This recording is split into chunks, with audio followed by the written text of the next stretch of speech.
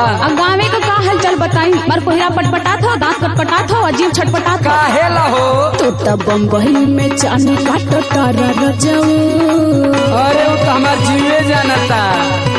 तो तब बम्बई में चांदी काटो तारा रजऊ। एने हम के सतावत बाटे जाड़ा रजऊ।